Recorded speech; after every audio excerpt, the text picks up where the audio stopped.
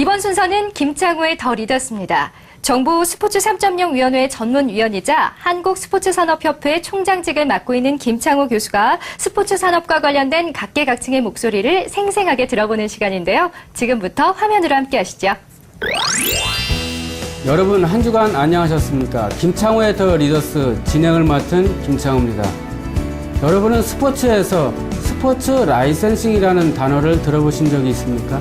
라이센싱이란 지식재산권을 소유한 자가 소유권 이전이 아닌 사용권을 타인에게 허락함으로써 경제적 가치가 있는 브랜드명, 상품권, 특허권 등에 대한 각종 자산의 사용을 허락함으로써 그 대가로 로열티를 받는 것을 의미합니다. 오늘 김창호의 더 리더스에서는 우리나라에서 스포츠 라이센싱 산업에 가장 먼저 뛰어든 조이포스 한남희 대표님을 모시고 이야기를 나눠보도록 하겠습니다.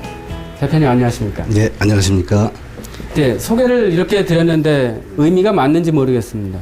정확하게 의미는 부여를 해주신 것 같습니다. 제가 보기에는. 아, 그렇습니까? 네. 조이포스가 대한민국에서 가장 최초로 라이센싱 산업에 뛰어들었다라고 이야기들을 하고 있습니다. 원조격이다라는 말들을 하고 있는데요. 어떤 회사인지 간단하게 좀 말씀 좀 해주십시오. 그 스포츠 산업에서 스포츠 프로퍼티를 활용하는 회사들은 지금 현재 대한민국에 많지는 않습니다. 예. 근데 지식재산권이라는 것처럼 지금 말씀하신 지식재산권은 이 프로퍼티에 해당되는 말입니다. 프로퍼티는 경기에서 비롯된 지식재산권이라고 말할 수가 있습니다. 예. 그래서 경기가 있지를 않으면 프로퍼티 생산이 어렵다고 볼 수가 있죠, 스포츠에서는. 그래서 이 프로퍼티에 대한 예를 들면 중계권이나 스폰서십, 그리고 라이센싱, 그리고 엔도스먼트 이런 부분들을 우리는 프로퍼티라고 이야기를 하고 있습니다. 그 중에서 그 프로퍼티를 이용해서 마케팅을 하는데 저희 조이포스 같은 경우에는 프로퍼티를 활용한 라이센싱 마케팅 회사라고 할 수가 있겠죠.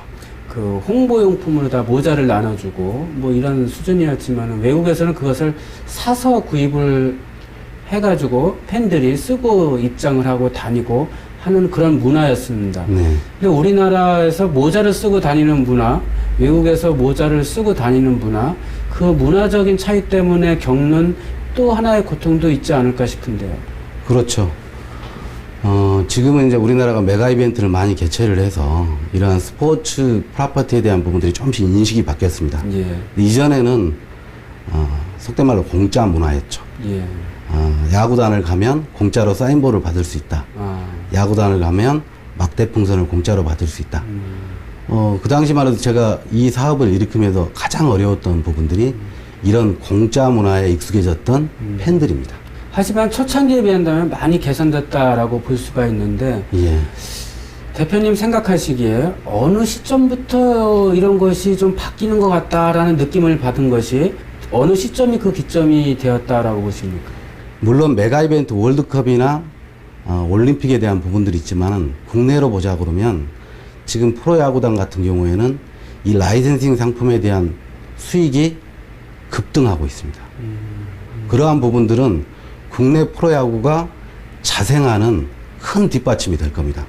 그 이유는 프로퍼티 중에서도 지금 가장 의존도가 높았던 스폰서십, 중계권에 비해서 라이센싱이 저평가돼 있었는데 지금 라이센싱이 상당 수준에 올라오고 있다는 것들이죠. 성공적인 아이템을 끌어낸 것이 축구 선수들에 대한 그 포토볼이라고 이야기를 들었습니다. 네. 어쩌면 지금의 조이포스를 만든 것은 그 포토볼이라고 할 수가 있습니다. 2002년도에 대표 선수 사진이 들은 포토볼을 생산을 마치면서 획기적인 오더를 받게 됩니다. 그때 당시 아디다스나 용품 회사들도 놀랬죠. 과연 그런 볼이 나올 수 있을까? 사용하는데도 문제가 없으면서 프로퍼티를 활용한 최대 프로모션 효과를 낼 수 있는 볼이었습니다. 그래서 그 기반으로 해서 굉장히 많은 기회가 되고 사업적인 기반이 될 수 있었습니다. 월드컵이 저희들한테 준 또 하나의 기회였다고 볼 수가 있죠. 그렇게 시작을 해서 이번에 2014년 브라질 월드컵에 그 스포츠 라이센싱 산업을 맡게 됐다라고 이야기를 들었습니다. 설명 좀 해주시죠. 4년마다 한 번씩 개최되는 피파의 세계적인 축제, 축구 축제에서 수익이 될 수 있는 부분들 중에 3대 수익원 중에 하나가 바로 라이센싱 수익원이라고 할 수가 있죠. 제가 가진 권한은 글로벌 라이센스가 아니고 이 로컬에서 활동할 수 있는 라이센스입니다. 그래서 종목이 이제 아동용 티셔츠랄지 뭐 수건이랄지 또 이런 키홀더랄지 여러 가지를 제가 월드컵에 대한 지식재산권을 사용권 허락을 받아서 제품화해서 시중에 유통시킬 수 있는 그 권한이라고 할 수가 있습니다. 그 정부에서 하고 있는 3.0 위원회도 위원으로 선정이 돼서 많은 활동을 하고 있다라고 말씀을 들었습니다. 주로 어떤 활동을 하고 계십니까? 지금까지 정부 정책의 자문위원들은 정부가 정책을 하면 평가하는 것에 초점을 뒀죠. 예, 그렇죠. 근데 지금 스포츠 3.0은 평가하는 자문위원들이 아닙니다. 같이 고민하고 창조적인 아이디어나 의제들을 개발하는 겁니다. 저는 상당히 좋았습니다. 우리 대표님께서는 뭐 대학에 강의를 나가서 이 스포츠 산업과 관련된 강의를 하신다고 들었습니다. 가르쳐 보니까 학생들 반응이 어떻습니까? 제가 사회자님한테 스포츠 산업의 핵심 제품이 뭡니까 하고 물어보면 사회자님도 당황하실 거예요. 그렇죠.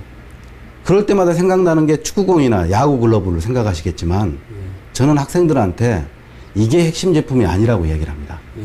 스포츠에서 핵심 제품들은 우리가 지금 서비스로 생각하고 있는 경기나 하는 스포츠나 지금 보는 스포츠들이 바로 핵심 산업군이라고 할 수가 있습니다. 지금 대표님 말씀을 요약을 해본다면은 결국은 콘텐츠 산업이라고 봐도 무방하다라는 생각이 듭니다.